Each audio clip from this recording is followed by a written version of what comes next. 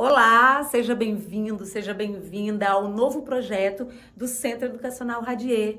Gente, é você no IFE, é você no Instituto Federal no próximo ano. Tá aí se preparando, né? Querendo a sua vaga no Instituto Federal, numa vaguinha, né? Linda e maravilhosa, num curso técnico integrado ao ensino médio?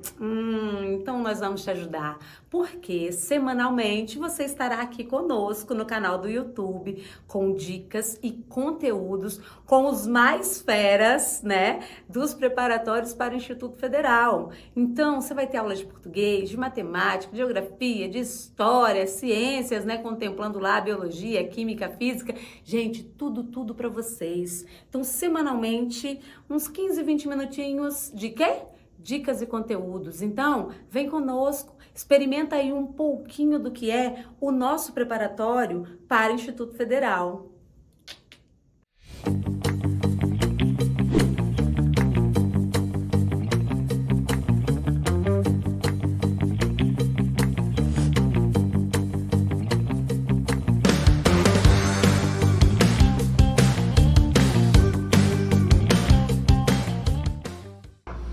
Fala pessoal, aqui é o Lucas, sou professor de matemática e hoje a gente vai bater um papinho sobre juros simples e juros compostos. Então, vamos lá. Olha só, começando com juros simples, o que acontece, gente?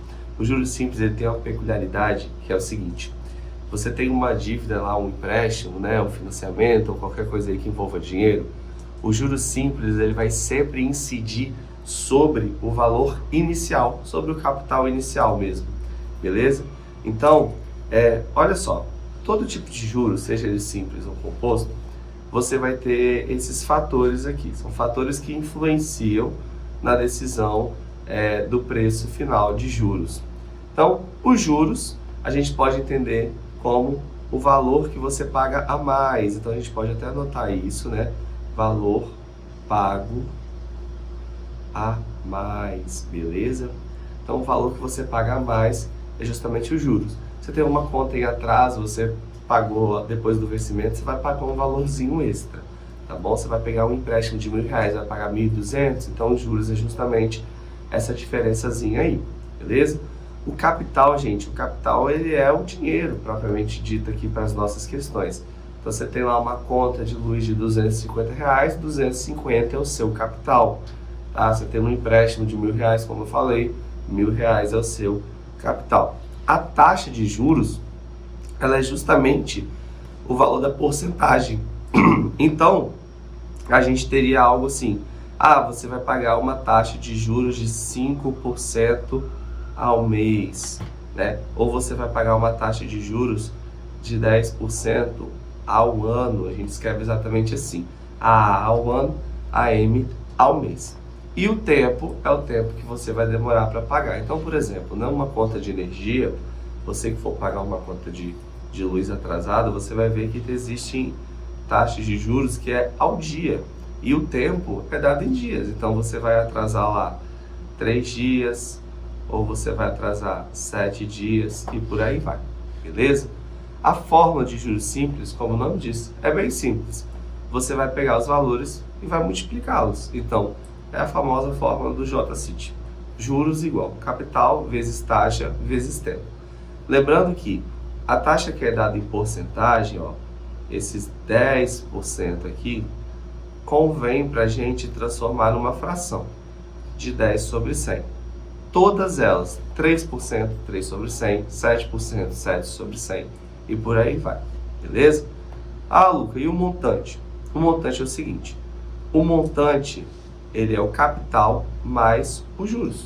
Sempre vai funcionar dessa forma, tá? Então, a gente tem aí um empréstimo lá de R$1.000, como eu falei, você pagou 1.200, o 1.200 ele é um montante, que são os 1.000 do capital com os 200 dos juros, beleza? Vamos fazer um exercício aqui para ver se vocês entenderam mesmo. Uma dívida de R$1.000 foi paga com atraso de 1 ano e meio. No acerto foi cobrada uma multa de R$5, mais juro de 1% em cima do valor inicial da dívida, a cada mês de atraso. Então, sempre que falar isso, né, no valor inicial da dívida, a gente está falando aí, ó, ele até deixa explícito, mas nem precisava, juros simples. Beleza? Show? Nessas condições, o valor pago por essa dívida foi de... Pessoal, olha só. Primeira coisa, eu tenho aqui o tempo, eu vou identificar o tempo aqui, ó. 1 ano e meio. Então, esse é o meu tempo. Esses R$1.000 é o meu capital. Esse 1% a cada mês é a minha taxa, tá? E ele quer justamente o valor do juro. Na verdade, ele quer o valor pago pela dívida. Então, na verdade, isso é um montante, hein? Toma cuidado. Vamos calcular os juros primeiro. Juros é igual capital, que é 1.000, vezes a taxa. A taxa é 1%, então 1 sobre 100. E o tempo? Ah, professor, o tempo é 1 ano e meio. Então eu venho aqui, ó, e escrevo 1,5. Errado, tá? 1 ano e meio, a taxa está em mês. Você precisa concordar com a taxa. A partir do momento que você tem 1 ano e meio, isso aqui, transformando para meses, vai ficar igual a 18 meses. Beleza? Então, a gente reescreve, ó, não é 1,5. 1.000, que é do capital, vezes a taxa, que é de 1%, vezes 18, que são 18 meses. Tá bom? Cortamos os zeros aqui. 10 vezes 1 vai dar 10, 10 vezes 18 vai dar 180. Show? Aí você pensa, bom, é o capital 1.000 mais os 180. 1.180. Letra D, sucesso, né? Na verdade, não. Tem uma informaçãozinha importante aqui, ó. Uma multa de R$5. Então, não esqueçam de colocar essa multa aqui de R$5 para dar 1.185. Beleza? Por isso, letra C. E percebam, letra D existe, 1.180, tá? Tomem muito cuidado com isso. Questão 2. Um funcionário aplicou seu dinheiro em um fundo de investimento que trabalha com juros simples. Qual é a taxa de juros ao mês se ele investiu em abril R$500 e resgatou 550 em agosto? Percebam, galera, ele não deixou nada tão explícito assim. Primeiro, o tempo, abril e depois agosto. Quantos meses a gente tem entre abril e agosto? Vamos supor que ele investiu no dia 1º de abril, tá? Um bom dia aí para não cair em mentira, né? Então, 1º de abril a gente vai contar 1º de maio, 1º de junho, 1º de julho. São 3 meses, 1º de agosto, 4 meses, beleza? Então, eu só supus uma data, 1º de agosto. Então, são 4 meses aí que a gente tem, maio, junho, julho, e encerra aí em agosto. Show! Então, o nosso tempo, a gente pode até colocar aqui do lado, o nosso tempo é de 4 meses. Eu quero a taxa de juros, que é o meu I, beleza? Eu tenho o meu capital, que são os R$500, que ele investiu inicialmente, e eu tenho juros. Luca, onde que eu tenho juros? Pessoal, percebam, se você investiu 500 e você resgatou 550, qual é o valor extra? Qual é o valor pago a mais? Não é 50? Então, meus R$50 aqui é justamente os juros. Então, substituindo na fórmula, 50 é igual a 500 vezes I sobre 100, já que vai ser dado em porcentagem, vezes o tempo, que são 4 meses. Cortamos aqui, ó, os dois zeros. 5 vezes 4 vai dar 20. Então, 20i é igual a 50. Cortamos aqui também. O i vai ser igual a 2,5, porque vai passar o 2 dividindo. 2,5%. Beleza? Resposta aí para vocês. Letra D. Show? Então, agora vamos falar de juros compostos. O que acontece com juros compostos? A grande diferença é que você agora vai ter juros em cima de juros. Então, se você tem lá uns R$1.000 para começar a conversa, e esse 1.000 vai bater 10% dele, vai ser 1.100. Agora, se você for bater 10% de 1.100, vai ser 1.210. e por aí você vai, tá? Porque você sempre vai cobrando do anterior. Show? Então, é isso que a gente existe aqui com juros compostos. Percebam que eu não calculo juros em juros compostos. Eu já calculo o montante. Ah, professor, e se eu quiser os juros? Pessoal, lembrem, o montante, ele é sempre capital mais juros. Se você isolar os juros aqui, o que que dá? Dá montante menos capital. Beleza? Então, descobrir o montante é só subtrair do capital para você ter essa ideia aí de quanto é pago a mais. Igual aqui nessa questão anterior. 550 seria o meu montante e R$500 seria o capital. A subtração dos dois dá o valor dos juros. Tudo bem? Vamos para as questões então para poder confirmar isso aí. Um capital de R$50 mil foi aplicado a juros compostos com taxa de 3% ao mês. Qual será o montante acumulado em 1 ano e meio? E tem um dado aí. Dado, considere 1,03 elevado a 18 igual a 1,7. Pessoal, geralmente quando trabalhar com juros compostos, ele vai trazer esse dado, até porque são valores muito grandes, é uma potência de expoente 18. Então eu não consigo fazer isso na mão, apenas na calculadora, que vocês não têm acesso na hora da prova. Então, ele vai sempre trazer essa informação. Vamos substituir. Montante é igual capital, 50 mil, vezes 1 mais os 3%. Aí percebam que antes eu trocava esses 3% para uma fração de 3 sobre 100.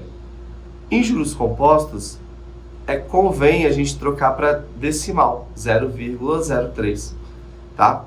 E esse 0,03, por quê? Porque quando você somar aqui, ó, vai ser 1 mais a taxa, 0,03, e o tempo, 1 ano e meio, a gente já entendeu que se a taxa está em mês, o tempo vai para mês, e 1 ano e meio a gente até viu que são 18 meses. Olha só que coisa legal que está aparecendo aqui. 50 mil vezes 1,03 elevado a 18. E esse dado a gente tem, esse 1,03 elevado a 18.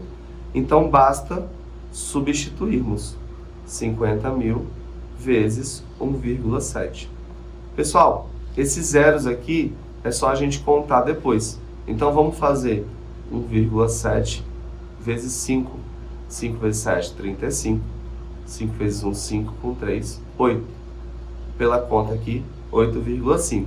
Mas eu tenho 1, 2, 3, 4 zeros, então eu vou andar com essa vírgula 4 casas para lá, o que vai resultar aí em 85 mil, beleza? Então o montante é igual a 85 mil reais. Show? Questão 4. Aplica-se um capital de 10 mil reais, então já até pode sublinhar aqui, e esse é o capital, já até disse. A juros compostos com taxa de 4% ao mês. Qual será o valor dos juros recebidos ao final de 3 anos? Lembrando que a taxa está em mês. 3 anos, a gente transforma para 36 meses. Beleza? E aí vai ficar da seguinte forma. Montante é igual ao capital, que é 10 mil, vezes 1 mais a taxa, que vai ser 0,04, elevado ao tempo de 36. Então, 10 mil vezes 1,04, opa, vamos apagar aqui. Esse 4 aqui, ele fica ao lado do zero. 1,04 elevado a 36, beleza? Isso aqui eu vou substituir agora por esse valor aqui que ele deu, 4,1. Então vai ficar, ó, 10 mil vezes 4,1. Galera, é só andar com a vírgula 4 casas para a direita, porque são 4 zeros. Então ficaria aí 41 mil. Então, esse valor é o montante. Toma cuidado. Ele quer o valor dos juros. Se eu tivesse aqui alternativas para vocês marcarem, eu tenho certeza que alguns de vocês marcariam 41 mil.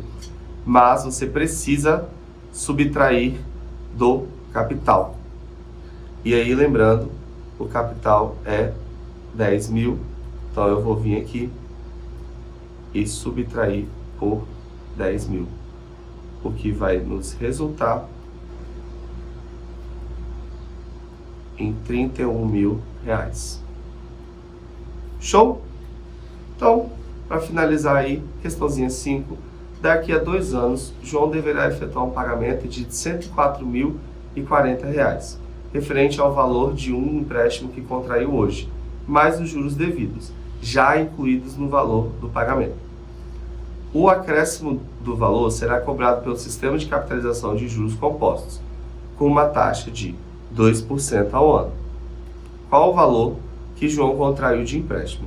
Pessoal, olha só, 2 anos é o meu tempo, 2% é a minha taxa, e esse 104 mil aqui é o meu montante, beleza?